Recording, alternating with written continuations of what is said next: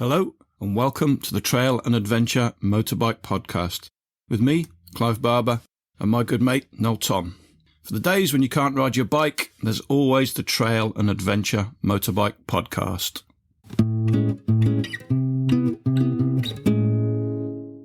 Welcome back to TAMP Podcast Towers. Glad to be back with you again. Sorry we've been a little bit absent. Real life has just been getting right in the way and being a massive pain in the neck. But we're back and we've got a good few people lined up to record some excellent podcasts, of which this is one. This week we're joined by Nick Jacobs, otherwise known as Project Biker from YouTube. We've become good mates with Nick this summer, and we are delighted to share his story on the podcast. Nick is relatively new to trail riding and trans-Euro trail riding. He's been riding in London for many years, but kind of this is his first foray into off-road, knobbly tyre stuff and making films. And considering he's so new to it all, his films are remarkably good. So make sure you have a look at his films on YouTube as well. Right, let's get on with it. First things first, the kitchen at the hotel closes at just after 8:30. Oh, for fuck's sake. And I haven't had anything to eat yet. This is going well, isn't it? I'm on holiday. The guys are down in the restaurant waiting for me to turn up because they will not eat without me. I'm the life and soul. So you're just going to do the first 45 minutes and then fuck off? Is that all right? Not really, no. I just have to ask really good questions now to condense everything into 45 minutes. Some background to this. This is my second trip to Wales. My first trip to Wales was cut short because I delayed leaving for my holiday because I had to do a podcast. And the person who shall remain nameless, who lives in Norway, didn't show up. Let me stop you there. That was my fault. I fucked up on the invitation, so he never got the invitation. I knew it. Then I came home a day early to do that podcast again, and he didn't show up. No, this was totally your fault. He did show up. I was chatting to him. So I'd messaged you twice in the week saying, are you going to be there next Wednesday? Heard nothing from you. The next thing is I see photographs of you in Wales. Well, I can print the photograph out. It's with your good lady partner wife. And I'm thinking, he's in fucking Wales. So I messaged you another 2 times, heard nothing from you, and said to the person who shall remain nameless in Norway. I said to him, I don't know where he is. I think he's in Wales. He's not going to do it. Let's cancel it. So, and then you messaged me at 8 minutes before we were due to start saying, I've just got in. I'm ready to go. And I was going to fucking cancelled it now. How do you think you messaged me? And don't say in your imagination. On WhatsApp. I can totally show you the WhatsApp now. We'll look into that later. I'll put it on the Instagram account. Well, I shan't get it now because you've got a fucking deadline, haven't you? So we better get on with it. Anyway, back to Nick. Yeah, Nick, you better introduce yourself. Keep it brief. Noel's got to go. He's a very important man and he's hungry. Well, I've got a bone to pick with you because actually I can see the video call here. It says Nick Jacobs Project Bike. I was thinking, God, they're just so big these days. They don't even know who they're interviewing. They're just getting any old person and just throwing it in there. I was like, wow. Noel never knows who he's interviewing, for one. And for the second one, I think it's actually the applications cut off the final letter R. And that's my excuse and I'm sticking to it. Nick Jacobs, Project Biker. Yes, I am Nick Jacobs. I run a YouTube channel called Project Biker where I go out on adventures, film them and try to weave some sort of narrative from them and then share them on YouTube for your viewing pleasure. That's not a full-time occupation though, is it for you, sir? No, I'm also a vice principal at a primary school as well. Primary, that's little kids, isn't it? Little annoying kids. Little kids, 5 to 11. Yeah, so what's good is now that I'm a vice principal, where I used to actually have to suffer the children that totally ruined school. I mean, school would be great without children, right? Now I get to just sort of tell teachers what to do or pretend that I know what I'm doing, so. Did you used to go to school, Noel? Oh, I did. Yeah, there's a school reunion this weekend, which I can't face going to. How did I know you were going to say that? You don't teach at all now then, Nick? 2 small children directly? Rarely. If I need to go and sort of model to other teachers how to do something, then I might teach a class briefly, but it's a hard job. And the grind and having to face children all day and only having a short break and then a short lunch, and it's hard work. So I don't have that anymore, but now I have the sort of added pressures of making sure everyone else is doing their job well. Never heard a teacher describe their working life in that way, in that kind of, and having to face children all day. It's just awful. It is a fun job. No day is different, all of that stuff. But I really do get energized from working with children. And there are days when I sort of have to be office-based for a large degree doing admin work. At some point, I'm just like, screw this. I'm just going to go walk around school and like see a child and just talk to them so I can be, reminded of why I'm here. I do enjoy spending time with children and teaching them. I would have loved to have had you as a teacher. You're fairly new to trail biking, and dear listener, we've had the great pleasure of meeting Nick live in person at this year's ABR, and Nick is now officially part of Team Yaris. We've adopted him. He's one of us now. You've been motorcycling for quite a while, haven't you? Yeah, so I guess the biking history, I always wanted to bike as a kid, but my parents very wisely never let me because I was a bit reckless. And then I went off to live in China for 5 years. Well, I thought it'd be 1 year, but it ended up being 5 years. And that was a real adventure, going out there, speaking the language, meeting new people. But when that stopped being this big adventure, I was like, right, what can I do that would, give myself that sense of adventure again? And I thought, oh yeah, I used to want to bike ages ago, right? So I began to research where in Southeast Asia can I go to bike where I won't need a license. I had no license. And I emailed all sorts of people. I remember this guy in Thailand was like, what are you talking about? There's no chance I'm going to let you take a bike out and kill yourself. But then I found out that Cambodia, some places actually let you as long as you leave your passport with them. So I thought, well, this is pretty dangerous. So if I bring someone with me, I'll be safe, right? Clearly, that's just, pure logic. I had a friend, an American friend. Try and guess his name. A crazy American friend. Go on. Chuck. Brad, yes. And he was your classic jock American. Great guy, just completely American, spent half his time trying to do an English accent. And I was like, Brad, come with me, buddy. Come with me to Cambodia. So he did. Up till then, I'd never really seen a motorbike up close and thought, I'm going to get on this. And I get there and it was a Honda 250, I'm going to say reggae. I think it's a COF basically, but it's the Asian version of it back then, was made until the 90s. And it was so tall and we got really scared and we almost gave up. We did it and they took us down to this, I guess, an off-road track, like a little motocross track. And they said, right, here's the gears, here's how to brake, just have some time here. And so I'm riding along, first gear, second gear, brake, turning, whatever. And then after about 10 minutes, I'm like, where's Brad? I'm like, where is he? So I'm like, lift my helmet up to find him. And I swear, as the helmet is above my head, I turn to the side and I just see Brad coming off a ramp to the side, one of these jumps, perpendicular. So sideways off the ramp, the bike lands in the dust, the bike starts spinning around. I'm just thinking, what have I done? I'm going to kill this guy. So I say to him, look, just get the bus down to this party town we were going to. And I'll see you there. But he's like, no, I'll come with you. Anyway, long story short, we set off and we travel across Cambodia just by road. And we get to this party town called Sanokville. And he's like, right, bikes away, let's party. And I'm like, I want to ride still. On the way here, I saw trails over there. Let's keep going. And he's like, I'm here to party now. So we split up. And I go off on my own and I just spend a day or two in the Cambodian jungle. I had no protection. I had a rental helmet, nothing at all. I remember I got myself into a pickle because I went down this trail that led down this steep drop and then it just cut off. So I thought, what do I do? So I turned the bike around like a 54-point turn, tried going back up it, crashed the bike, mirror broke, no water, no phone signal. Finally, I got out and I thought, this is me. I love it.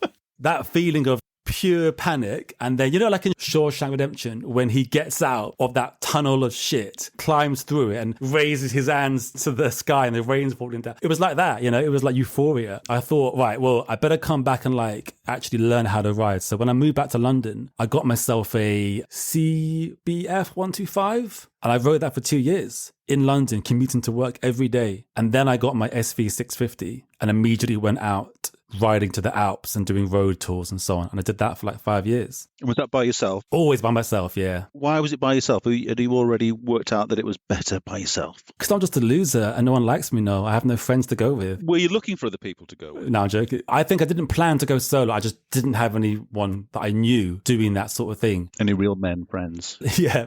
For me, biking was a tool to get to work. It was just a tool to commute to work. I didn't go out riding on the weekend with it. I just loved the feeling of going to work and knowing what time I'll get there. because I can just weave between traffic, you know. Anyone from London will know the A40 road, and that road is training ground, I guess, you know, like watching the bikes go between the cars and thinking, how are they doing that? And then trying it yourself and filtering and all of that. And now what's strange is I'm most comfortable in traffic. That's what I feel the most safe. So I had no friends that I knew of to bike with me, so I just went out and then got used to it. I do get the impression with you, Nick, that you're not kind of well versed in biking law. You're not surrounded, you know, you're not in a motorcycle gang. A lot of the stuff you do, you can see it in your videos, it's kind of new to you. It's like, oh, these boots, they're ever so big, aren't they?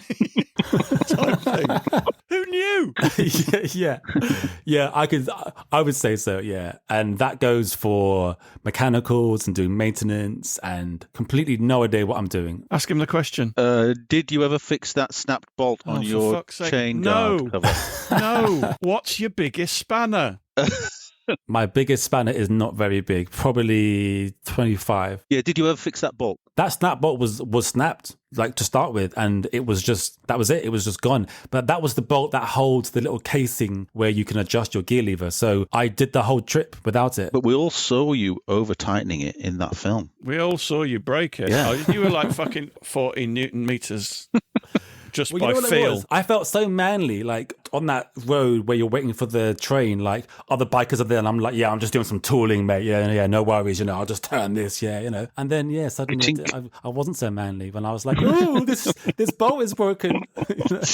So what was your inspiration then to turn from gnarly London commuter on an SV650 into a Honda CRF riding, filmmaking trail rider? Adventure is a big deal for me, and doing things that are that little bit scary. Going out on my SV650 and doing these road trips was exciting to start with, and then just became like boring because you're with the other cars, you're with these other big GSs everywhere. And I thought, this is no longer thrilling me. So what can I do? Do I have to change a new bike, get a faster bike or something? And I'd never really thought of trail biking before. I'd never heard of the TOF, never heard of you guys or this whole group of people. I'm trying to think what I first saw. It was either the Lightweight Adventurers, I saw one of their videos, or maybe I saw Adam Riemann, one of those two. And the mixture of watching the Lightweight and thinking, these guys have no idea what they're doing. They still don't. Absolute fucking idiots. But they're doing it anyway. It was that Spain trip they did to the south of Spain that it was so endearing, like just seeing them just like so thrilled to be there, clearly on their first big trip, muddling through it and so on. I thought, okay, well, if they can do it. And then the filmmaker in me, or the creative person in me, watching Adam Riemann and just seeing how he would do like these epic music and then voiceover. And the thought came to me, I was thinking, I feel like I could do what he's doing, but dare I say better, in my opinion. And I'm going to go improve it. I'm going to go and try it. And then I just thought, right, well, let me start to research off-road bikes. I actually found you guys. I think I searched I searched the classic question everyone searches. I searched, what is the best tech bike? A million results, every differing opinion. But I found the video that Greg Villalobos made. I forget which trip it was of yours, but it had all of you, and then you were all comparing the bikes at the end. Quite old now, actually. He had a PR7, if that helps. Probably been the Wales one. It's like, which bike's going to break down first? Yeah, that sort of thing. And then I just thought, right, well, what bike can I take? And actually, my plan was to rent a bike, first of all, to try it out. And I realized no one will rent a bike to you because you'll just break it. So I thought, what I'll do is I'll buy one that's really popular, go on a trip and then sell it. And of course, you go on a trip like that, like you can see in that first Monaco film, and how do you sell the bike after that, you know? So that's it. And now we're stuck together, you know? As a slight aside, can I just say, we met up at this year's ABR. Afterwards, it kind of made me smile a bit. I mean, I've been motorcycling since I was 12. I've been trail riding for 20 years. I've been doing this podcast for 6 years. I'm at ABR. I'm having a pint with Adam Riemann. You've literally made a film. First time at ABR, you're sat with me and Adam Riemann having a pint, Nick. How did that feel? Pretty surreal. I got a bit starstruck and I started to waffle about nonsense and he didn't understand what I was saying. And then Clive swoops in and like charms the both of us. It was, you know what though? Honestly, meeting you guys was a bigger deal for me because you know, you've probably heard this before, right? But I discovered this podcast not long ago and was like, okay, this is great because it's like listening to two old guys in a pub and wanting to go and hear what they're saying more, you know? So that it was a very fun environment. And then I was learning all about the bikes because I was hearing about this and that, and it was giving me all the information that I needed to actually understand somewhat what's going on. So then I just listened to every single episode from 1 to whatever it is, season 7. And then I remember our mutual friend Alex said that so we spoke on Instagram, Alex Johnson from Montenegro, and he invited me to come and camp with him. And then the day before, he's like, oh yeah, by the way, I'll be with the TAMP guys. And I was like, what? My heroes, got there and they met you, and you were obviously exactly like you are on this, as you would expect. But the next minute, I'm making you a fried egg bun and a cup of tea. It was nice because you feel like you know someone when you listen to hours and hours of them talking. So it was pretty cool, and it made my day because you guys kindly invited me into a group of others, and I met the other Adams and Rory, and yeah, that was pretty cool. So as I said, like I hadn't really had a community before that, and now I sort of have a small one. So that's fun. Now you do. You say you got the CRF. What was it about the CRF that you particularly liked? And you didn't really know what you were letting yourself in for when you decided to go and ride the Tet in the south of France. You just thought, it's a CRF I need, right? Yeah, I mean, it's worth saying in case anyone listening doesn't know what films I've made and so on. I've made 2 series of films now. They're both films, but they also were released as episodes. The first one, I went from London to Monaco and back, and I knew that I wanted to sort of stay as close to the Alps as I could, but the French Tet doesn't really go fully into the Alps, but the Italian one does more of that. So I headed towards that direction. But when I got the CRF, I chose it because it was clearly a beginner bike. Every review said like it's stable, it's secure, it's reliable, it won't kill you. And I just thought, whatever happens, I need someone that won't die on me out on the trails. And that would be easy. So it just seemed like the perfect choice. But where I live in London, there's nowhere to go and practice. So I got the bike, rode it around town a little bit and thought, right, where can I go and actually learn how to off-road? And there was nowhere, without going like 2 hours away. So I thought, screw it, I'll just like learn out there. So I got on the bike and went to France. And the very first time I went off-road was in France on the Tet and crashed it in 10 minutes. Another slight aside there. I've told you this before, Nick, but somehow I came across your film, as you do when you're trawling through the internet. And I must have got, I think it's the second episode, isn't it, when you actually finally reach the Tet. And you got on with it. I actually looked at it again today. You're like 5 minutes into your second episode and you reach your first trail. And you say something along the lines of, this is my first experience of going off-road, which A, is very brave, but B, you fell off straight away. And I just thought, this guy is a fucking idiot, and I just stopped watching it. It had the opposite effect on me, because I just thought, this is such a genuinely honest film that this guy is showing his first failure. It looks to be about 10 meters into it, and he's happy to show it. He's happy to show his shortcomings in this, and I thought that was fantastic that you did that. That made me want to carry on watching and see, because you were obviously going to progress. You obviously got to Monaco. Monaco's in the title, so it had the opposite effect for me. I wanted to see more. Yeah, I did. I came back to it and obviously watched it, and recommend both of your full-length feature films to everybody. They're very, very good. Yeah, it's funny actually. So I've had lots of comments that I think the biggest theme around my comments, or one of the things that I get as feedback, is the honesty and being authentic. I didn't plan to be that way. I didn't plan to sort of write my brand is going to be this. I just thought that's what's most interesting. And why wouldn't you, because if later on I'm flying down on the bike and having a great time, that's meaningless unless you've seen the struggle that it is to get there. And I actually really enjoy hammering home that point around there is struggle, but then when you do get through that, it makes the end of it all that more sweeter. When you get to that location and you see a lake and it looks bluer because you've had to struggle through the cold and the rain before that. Well, I think it's also worth mentioning that the videography, is that the right word? The filming, the footage is just incredible. It is absolutely amazing. I watched it with Ashley and we were just wowing at some of the footage you get. Most of the footage you get, it's just incredible. I haven't seen many films of this kind of quality. It's not just the videography, if that's the word we're going. Let's use that word from now on. Videography. That to me is a much lesser part than the voiceover stuff. The storytelling. Are you familiar with Ogmios? Zen Motoring. Yeah, of course, yeah. Brilliant. Dear listener, he's so cool. He's not got that many videos on YouTube, but he ended up with a BBC television series. And basically what he does, he just drives his car through London and narrates his journey. Oh, no, it's you. It could well be Nick. This guy's a former battle rapper. He's got a bigger beard than Nick, so it's definitely not Nick. but you really remind me of him. And it's just the way you tell the story, because obviously you've written a script. How dare you? I go freestyle, Clive. No, I don't. No way. So, you know what's funny? We have a mutual friend, Simon Josie of the Real Riders podcast. By the way, he's paid me £10 to say his name, so I had to. He reached out to me probably like episode 3. You know, you spend all this time making these videos and it's a lot of time and you wonder, you know, are you doing anything right? And then to have someone like him who you spend a few minutes with him and you know this is a guy that knows what he's talking about and thinks deeply about things. And he was reaching out to me to say, hey, I like what you're doing. I want to speak to you on the podcast.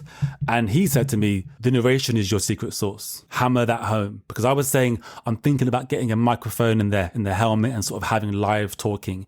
And he said, I wouldn't advise it because your reflections afterwards are what makes your videos special. And he was right. It's funny, I remember listening to one of your episodes very early on where you were all mocking poor Greg about him saying that it's not the music that makes the filming and the music doesn't come first. Back then, I wanted to sort of counter him and think, well, sometimes it does, but Greg's right, unfortunately. Now, what I do is I start with the script and I get that right. I watch the footage, I put it on the timeline to get a sense as to what happened that day, but I spend most of my time just getting that script right, rewriting it, and then I find the music and then I keep on writing it with the music playing. And I feel like that's what helps me to sort of create that effect. But I've always been interested in writing. My dad was a writer, he was a journalist, and I've always sort of dabbled in some creative writing, but never really had an outlet for it and never really saw the point unless I was going to really go for it and become a writer, you know, for real. But it's quite fun now because I spend all this time writing, but no one ever reads it. They hear it. It's funny. Does it come easy to you then when you do write it? I find it flows easily. It's just about getting started, isn't it? But once I see the footage and I start to think about, you know, it's I mentioned the book Travels with Charlie by John Steinbeck a lot in my videos. It's a really important book to me. And he says that he can never write hot about something. He has to let it stew for a while. And what he remembers is clearly what was worthy to remember. And the rest is just nonsense. And I really believe that. So I just trust that if I see the videos, it will come through. If I forget something, it means that it wasn't worth sharing with you. Do you ever look back at your films and wish you'd done them slightly differently, or are you always happy with the final result? I feel my editing has got a lot better, and I feel that is very much true for the latest film, and especially the last few episodes. I feel I really upped my game personally. And then when I watch back my old videos, only a year in now, but you know, still old to me, you can see that I was focusing more on the music. A lot of it was like timing to the beat. A song would play from beginning to end because the song was put on the timeline and I would match the video to the song. So I definitely feel that's changing. I'm trying to really focus on the script. I wouldn't change it because it was all part of the learning. So are you doing anything to improve your off-road riding? Are you doing any trail riding in the UK now? Clearly my riding's perfect. Haven't you seen my videos? I have seen your videos, yes. I have had a whole day of training on off-road. Yes, a whole day. Therefore, clearly I can do anything. If I was closer to where there were more training schools, I would be doing more of it. I watch a lot of videos on technique, a lot of Lil Pavey, Brake Magazine. He's great. He's really, really clear with his work. There's a guy called, is it Brett Tax? Yeah, the American guy. His greatest skill is removing his helmet and putting a cap on without anyone ever seeing his head. He shared in one of his videos, he said, don't buy soft boots because they bend. And why would you do that if the bike falls on you? And so I bought those hard boots that gave me cramp on my first day. And then on my Spain trip, the bike fell on me and would have crushed my foot otherwise. So I was like laying there thinking, thanks, Brett. I am doing something, but not much. Not as much as I should be. I'm just riding, you know, learning by doing.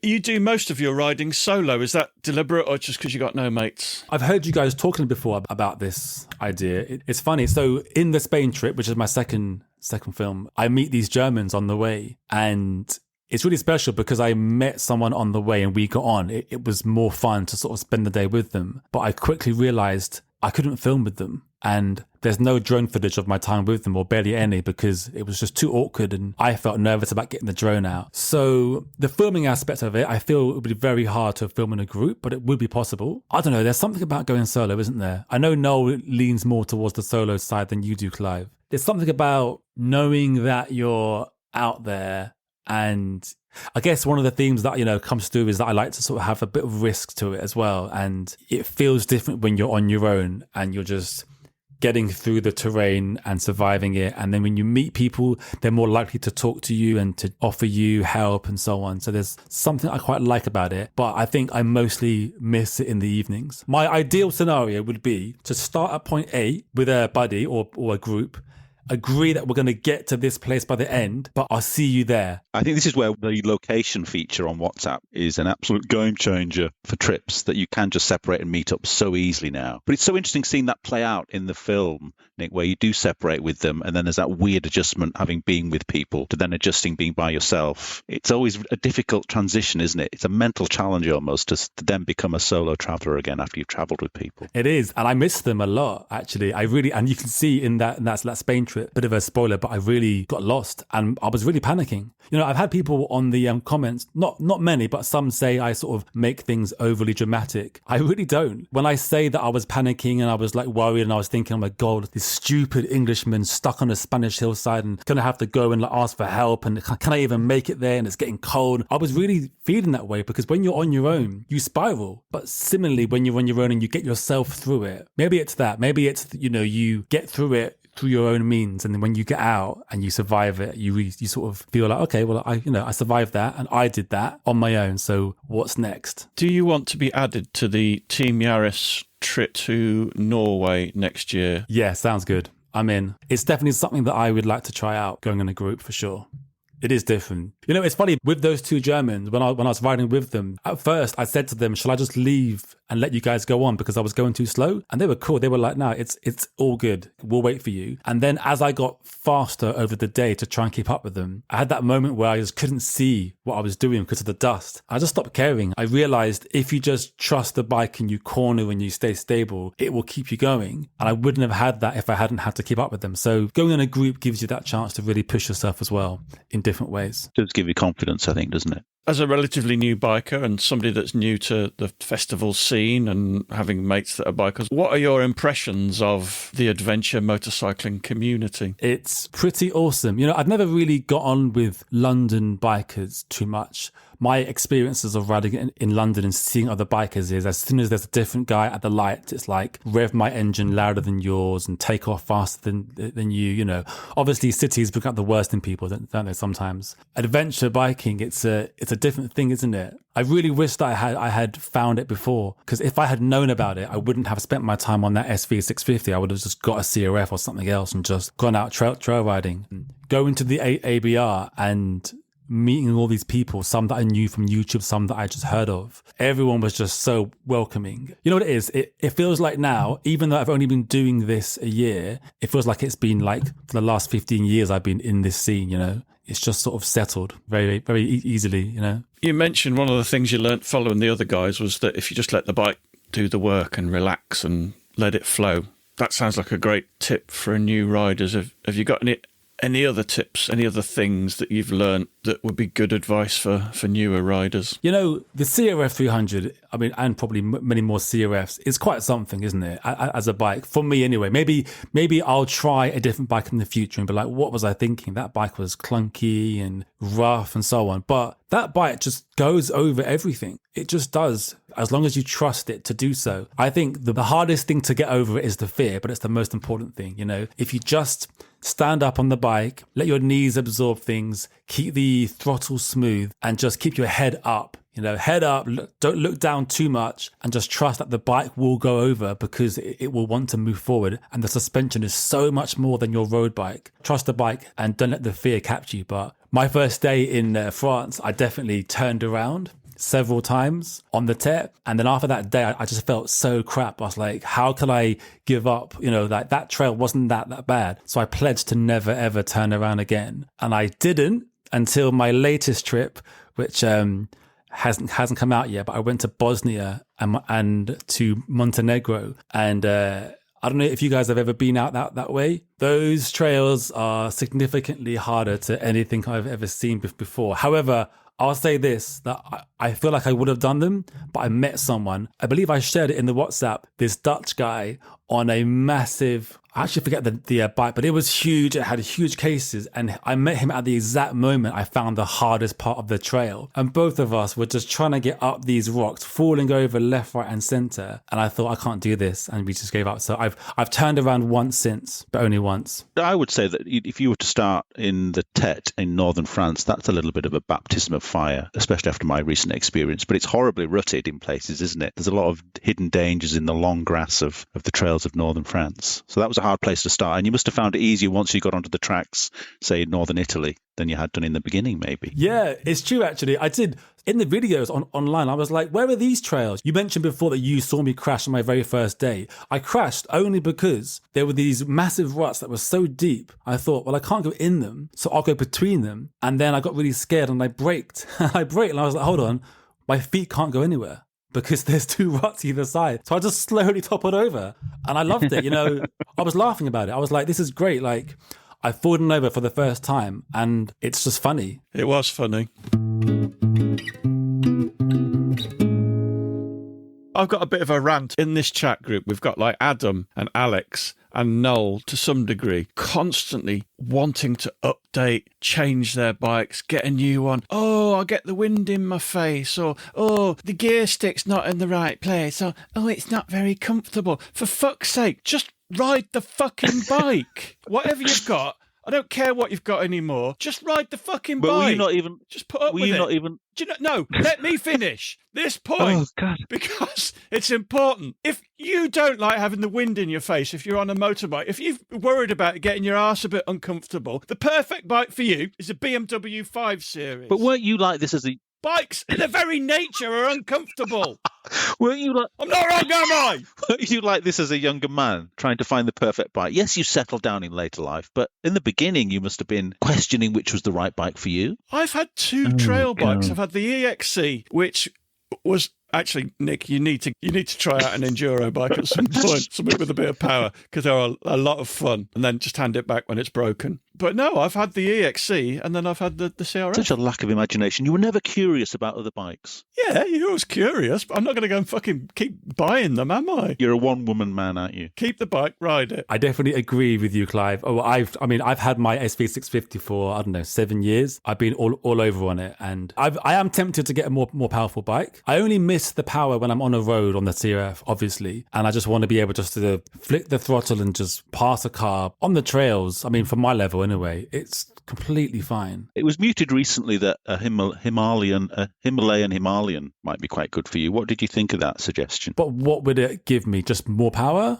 Yeah, a little bit, yeah. Yeah, and less ground clearance. Less ground clearance doesn't sound appealing. There's been times when I've been on these rocky trails and I'm just thinking, how is this bike? What is that on the floor? That boulder is just massive. How am I going to avoid it? Oh no, I'm going over it. Oh my God, the bike hasn't fallen over. Oh, I'm still living. This is amazing. And the next second, I'm going down this like mountain pass on the road at 60 miles an hour, just sweeping around the corner, thinking this bike can do everything. Not well. It really is a go everywhere bike, especially for a beginner. I have been tempted. Our friend Adam almost tempted me to buy his Husqvarna 701 when he was selling it. He would send me pictures of it regularly, just shining clean, oh, just wanted to show you this. What do you think? I was close to it, but then I thought, what am I doing? Like, I can't afford it right now and I don't need it right now. And it's like trail riding a rocket as well. So rapid. Absolutely brilliant. One thing I will say is what I will change about future trips, as you have seen from my trips and as you will see from my latest trip that's coming soon, I have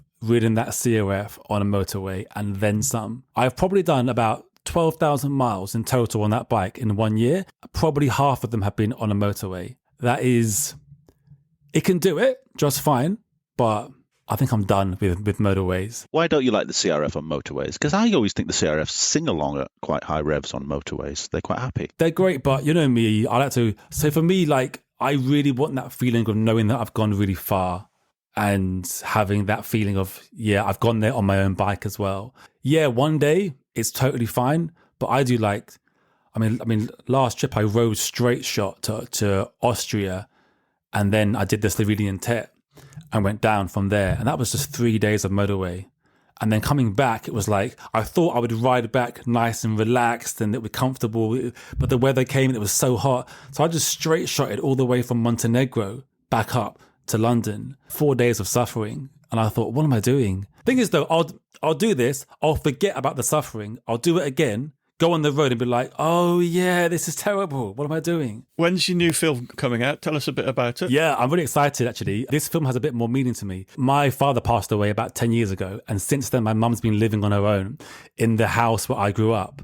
And recently we moved her into a bungalow. While moving all the stuff out, we found loads of my dad's old things. So he took up photography after he retired and was a journalist as well. So I found loads of old cameras and lenses and loads of old sketchbooks with his clippings from his work in there. Just pages and pages of stuff that he had lovingly created. And it was now just sat in a cupboard. And when he was close to the end, he wasn't thinking about what was in the cupboard. He was probably thinking about the memories that he had in his life. And I thought, you can't take it with you, you know? So I thought, this next trip, I could do the ferry down to the north of Spain and do that nice loop. What is it called? The Picos Mountains. And I thought, that sounds easy, but the better memories are created when you give yourself a challenge, right? I thought, I'm going to go and do the harder thing. And I've always wanted to go to Bosnia and Montenegro and see what happens. So I did that, but I bought a camera before that. And I bought like a proper camera to film myself with because that's what Dad liked. And rode out there and used that camera to sort of film myself thinking about him and thinking about memories and so on. And I'm building that into my next story. So I've sort of gone out for the first time knowing some of the script before I go on the trip and knowing what the hook is of the trip. He would always play around with this camera on family holidays and spend hours looking through the viewfinder. And I'd be like, what are you doing? You know, like, let's go have some food. And I was like, well, I'll go do that. I'll go get a proper camera and faff about with lenses and see what the attraction is. He was doing stills, I'm doing video, but I just thought it's the right thing to do. If I'm going to make a film that has him in it, I'll do it with a real camera. I'm making it now and I'm pretty pleased with it so far. It's shaping up to be a cracker. How much more editing have you got to do on it? I would say I'm about only a third through, but I think the first third is always the hardest to get the juices flowing. You know, you have to work quite a lot out. That's done. So yeah, 2/3 left. Are you going to release it as episodes or as a full-length feature like the other two? I don't know, actually. I actually might do a poll for my 2 fans out there, you know, to find out. I mean, what do you think? What would you prefer to watch? Would you prefer to watch like 10-minute episodes or a film? I like a full-length film. And if you look at your stats on YouTube at Project Biker, you rank your videos in popular order.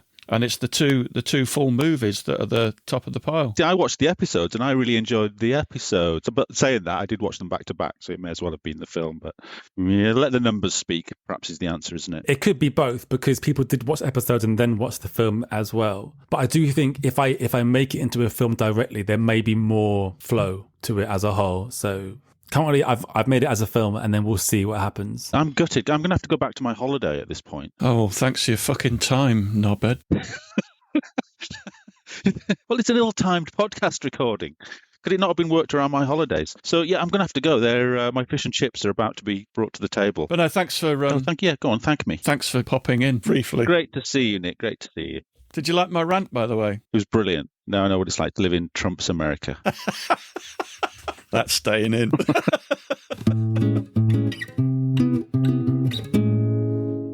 You've got your Bosnia trip in the can, in the edit. What are your plans for your next big trip? Do you know what? I think I know. I know what it is. And you don't have to tell us. I will. As I mentioned before, I kind of feel like I failed in Montenegro because I turned around with that guy. You'll see in the film, he's a great guy and it was well worth staying with him for a day. But doing that meant it really changed the dynamic of my trip and it ended up making that my turnaround point and coming back. I feel like I have unfinished business in Montenegro. And Montenegro, let me tell you, is incredible. It really is. I met these 2 Dutch guys after I just got to Bosnia before Montenegro, and they looked at me and said, "You are in for a treat." And I said, "Yeah, but buddy, I've been to like the Alps, I've been to like Spain, I've seen some shit. Let me tell you." And he was like, "Listen, shut up, trust me, wait for this." And he was right. It really blew my mind. So I think what I might do this time is I have 2 bikes and no car.